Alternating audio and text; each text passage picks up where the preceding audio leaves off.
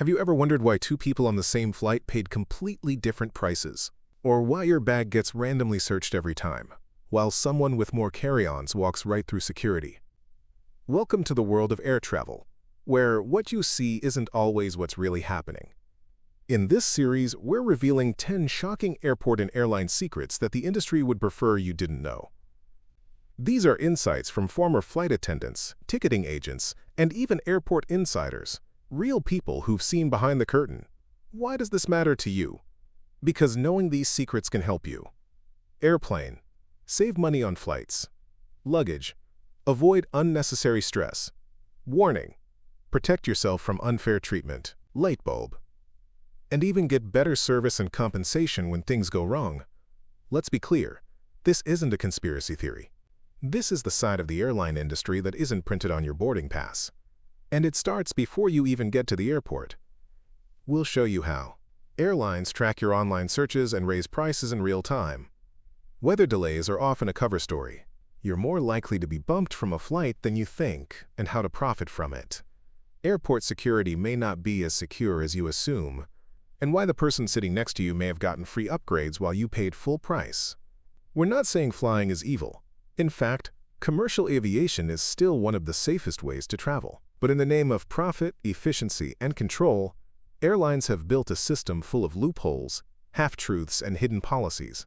And once you know how it works, you can work it to your advantage. So fasten your seatbelt, because over the next 9 episodes, we're going to take you behind the scenes of modern air travel, the good, the bad, and the seriously unfair. Let's say you're searching for a flight to New York. You check prices on your phone during lunch, then again on your laptop later that night. Suddenly, the price has jumped by $60. Coincidence? Not at all. Here's what airlines don't want you to know. They are tracking you online, using your device data, cookies, and browsing behavior to adjust prices, just for you. It's called dynamic pricing, and it's not just based on demand. It's based on who you are, where you are, and how badly they think you want that seat. For example, if you're using a MacBook, you may see higher prices than someone using a Windows PC. If you search from a wealthier zip code, prices may quietly rise. If you check the same route multiple times, even across different websites, the system assumes you're serious, and that's when the price starts climbing. Airlines and booking sites use algorithms that build a profile on you in real time and adjust offers accordingly. That means the same seat on the same flight might cost you more than the person sitting right next to you, simply because you searched it twice. So how do you beat the system? Checkmark. Use incognito or private browsing mode. Every time. Checkmark. Clear your browser cookies before each search session. Checkmark. Use different devices. Check prices on your phone, then again on a desktop. Checkmark. Even better. Try using a VPN to change your location. Sometimes, booking from another country shows lower fares, even in your own currency. Also, don't rush. Take your time and never book the first price you see. Airlines want you to panic and think, if I don't book now, it'll be gone. But the truth is, the system is trying to make you react, not serve you the best deal. Next time you search for flights, remember, you're not just browsing, you're being watched. Imagine this. You show up at the gate with a paid ticket, confirmed seat, and boarding pass in hand, only to hear the words, "We're sorry, this flight is overbooked." Wait, how is that even legal? Well, here's the truth. Airlines routinely sell more tickets than they have seats. It's called overbooking, and it's a calculated gamble they take every day. You see, airlines know that on every flight, some passengers won't show up.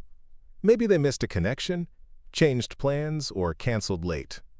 Rather than flying with empty seats, they sell extra tickets to maximize profits. And when too many passengers actually show up, that's when the game begins. First, they ask for volunteers. We're offering a $200 voucher and a seat on the next flight.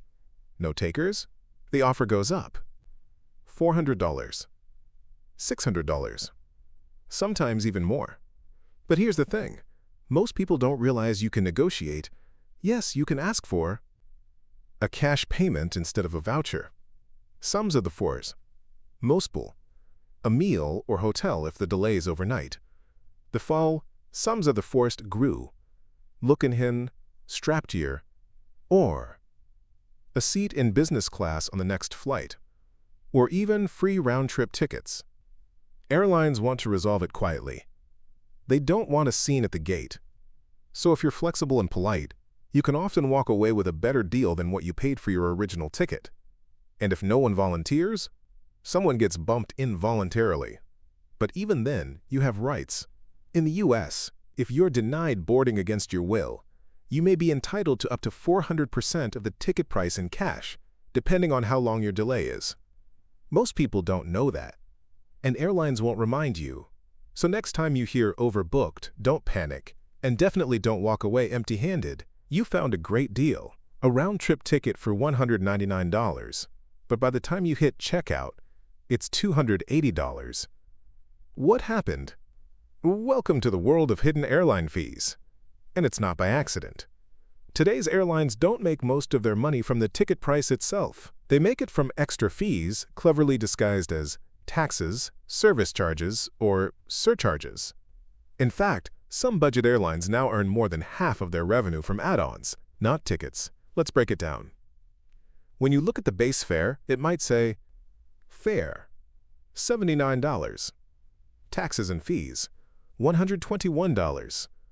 But to dig deeper, and you'll often find fuel surcharge, even though fuel prices have dropped. Security fee, which doesn't go to TSA. Carrier-imposed fee, which literally means nothing specific. Even seat selection fees, for seats that used to be free. Want to bring a carry-on? That's extra. Want to sit next to your spouse? That's extra. Want to print a boarding pass at the airport? Believe it or not, that's extra too. And here's the trick. These fees are often baked in after you've already committed mentally to buying. It's called drip pricing. Slowly adding charges at each step so you feel locked in, but you're not powerless. Here's how to beat them. Checkmark. Always compare the final price, not the base fare. Checkmark. Use third-party tools like Google Flights, Skyscanner, or ITA Matrix, which often show total cost up front. Checkmark. Avoid optional extras, like paying to board early or selecting a premium aisle seat that's identical to others. And when booking with budget airlines, read the fine print. That $49 fare could easily balloon to over $200 once they add fees for breathing. The airlines know that psychology works in their favor, but you can flip the script by staying informed. You take off your shoes, you pull out your laptop, you empty your pockets, take off your belt, get patted down, and wait in long lines. All in the name of safety. But here's a question nobody likes to ask. Is airport security really as effective as we're told? Or is some of it just for show? Insiders have a term for it. Security theater. That's when actions are designed more to make passengers feel safe than to actually make them safer. And unfortunately, there's data to back it up. In multiple undercover tests by government watchdog agencies, TSA agents failed to detect banned items in up to 80% of cases. That's right. Fake weapons and explosives slip through security again and again, even during highly controlled tests. So while you're tossing your water bottle and getting your hands swabbed, someone else might be getting through with something far worse, undetected. Now, let's be clear. Some elements of airport security do work, and TSA agents are doing a tough job with limited tools. But the system isn't perfect, and in some ways, it was built more for reassurance than for results. Ever wonder why you're made to remove shoes in the US, but not in most of Europe or Asia? That's not science. That's policy. Or why liquids over 100 milliliters are banned, yet multiple small bottles are allowed. That's convenience over consistency. And here's another catch. Even though you go through intense screening, airport employees and baggage handlers often don't. Many workers have backdoor access to restricted areas, with little more than a badge swipe. So while passengers are checked endlessly, those who work behind the scenes may face minimal screening. So what does this mean for you? Be alert. Be polite. But also, don't be lulled into a false sense of safety just because you pass through a body scanner. True security isn't just about theater. It's about awareness, preparation, and smarter systems. Passport control coming up in Part 6. What really happens to your checked luggage? and how bags disappear in airport black holes. You hand over your suitcase at the check-in counter. It glides down the conveyor belt. And then what? Most of us assume it gets loaded onto the plane with no issues. But what really happens to your luggage once it disappears behind that black rubber curtain? The truth is more chaotic than you might think. Your bag enters a vast underground maze, a system of conveyor belts, barcode scanners, human sorters, and sometimes manual intervention by airport staff who are racing against time. In busy airports, thousands of bags are moving simultaneously, each one needing to make it onto the right plane, often in under 20 minutes. And here's the catch. If your bag misses a scanner, it may end up in the wrong bin. If a barcode is smudged or torn, it might never get read at all. If your connection is tight, your bag might not move fast enough to keep up. According to global aviation reports, about 25 million bags are mishandled every year, delayed, lost, or sent to the wrong city entirely. And during peak travel seasons, some major airports report a 10 to 15% increase in lost luggage incidents. So what actually happens to lost bags? They're first held in a warehouse and matched to reports. If not claimed after 90 days, many are sent to auction or even sold in bulk to secondhand stores. Yes, your stuff might end up in a thrift shop across the country. So how can you protect your belongings? Here are a few tips. Checkmark. Use luggage trackers like Apple AirTags or Tile. They let you see where your bag really is, even if the airline can't. Checkmark. Always take a photo of your bag before check-in and include a visible name tag with contact info inside and out. Checkmark pack essentials. Medication, valuables, documents in your carry-on. Never in checked luggage. And remember, if your bag is delayed or lost, you're entitled to compensation. Don't just accept a travel voucher. Ask for cash or reimbursement for what you had to replace. You're sitting at the gate when an announcement comes on. We regret to inform you that your flight has been delayed due to weather conditions. Everyone sighs, shrugs, and assumes it's out of the airline's control. But what if the weather isn't the real reason? Here's the truth most passengers never hear. Airlines often use weather delay as a convenient excuse to avoid compensating passengers for delays or cancellations that are actually within their control. Why? Because if a delay is caused by mechanical issues, staffing problems, or even poor planning, the airline may be legally required to provide meal vouchers, hotel accommodations, or even cash compensation. But if they say it's weather-related, suddenly they owe you nothing. Here's how the loophole works. Let's say there's bad weather in another city on your aircraft's route.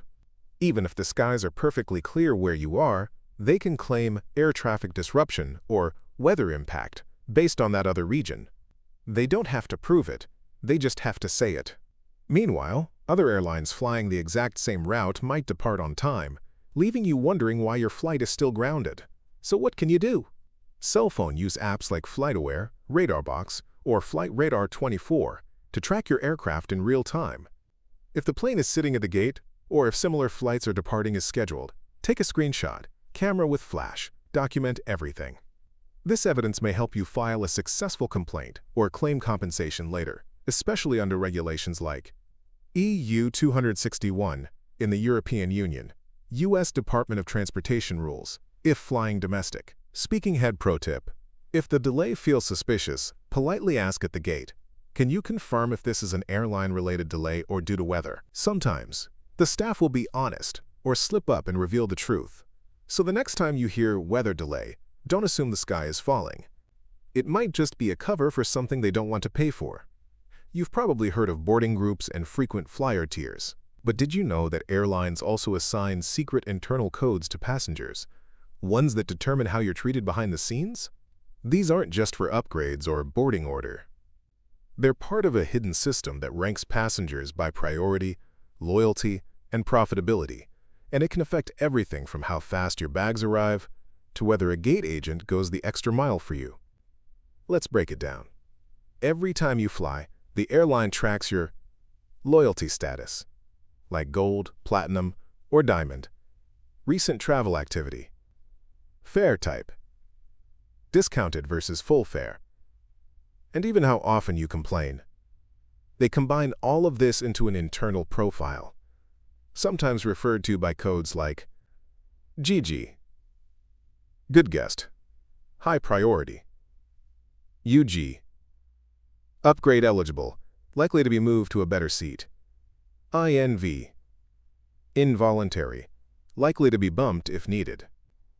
And yes, there are even notes for problem passenger or VIP alert.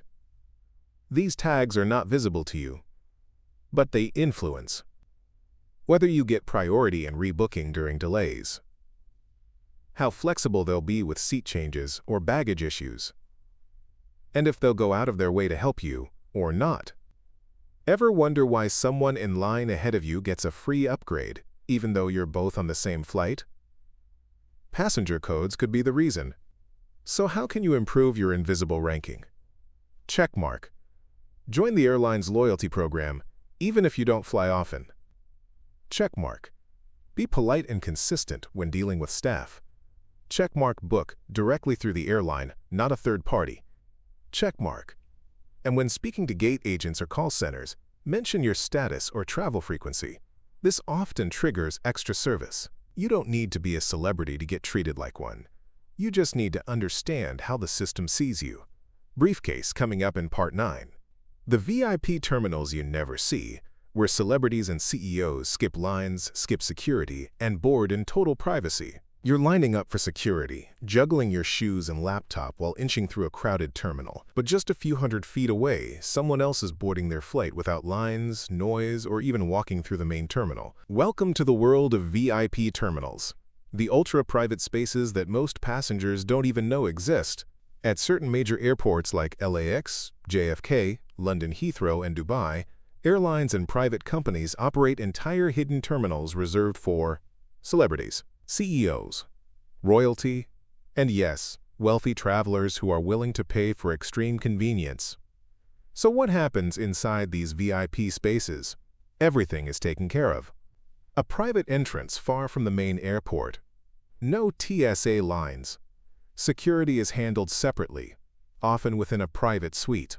A luxury lounge with gourmet food, spa services, and personal assistants. And when it's time to board, you're driven across the tarmac in a private car directly to the plane. You never step foot in the terminal that the rest of us use. But here's the twist. You don't need to be a movie star to access this experience.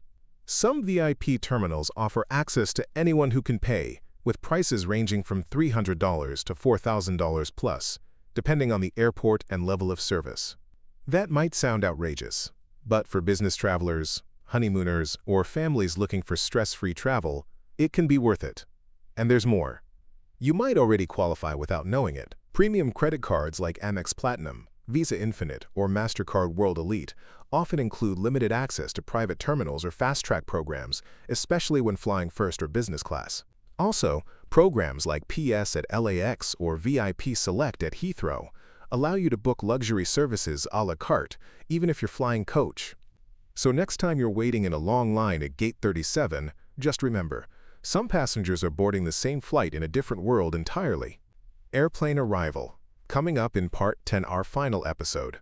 How airlines make it hard for you to claim compensation, and how to fight back when you've been denied what you're owed. You've been delayed for hours. Maybe your flight was canceled. Your bag never showed up, or you were bumped from the plane. You file a complaint, request compensation, and then nothing. Here's the shocking truth. Airlines are trained to say no, even when you're legally entitled to say yes. Behind the scenes, most airlines use automated systems to deny compensation claims on the first try. In fact, some reports show up to 70% of valid complaints are rejected automatically, hoping you'll just give up. Why? Because it saves them money. And they know that most passengers don't know their rights, or don't have the time or energy to fight back. But you don't have to settle. Let's break it down. In the European Union, under EU Regulation 261, you may be entitled to Euro 250 to 600 euros in cash for delays over 3 hours, a hotel and meals if you're stranded overnight, full reimbursement for canceled flights. In the United States, While compensation rules are more limited, involuntary denied boarding, being bumped, can legally result in up to 400% of your one-way fare in cash, not vouchers. But here's the catch. Airlines won't offer these things automatically. You need to. Checkmark. Know the laws. EU 261, DOT rules, etc. Checkmark. Document everything.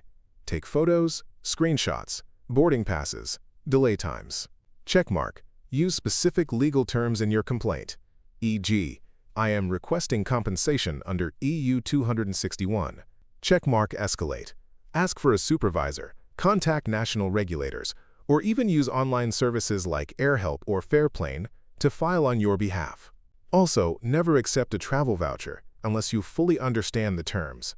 They often expire, come with blackout dates, and are worth far less than cash. So when the airline says no, know this: it might just be a first line of defense, not the final answer.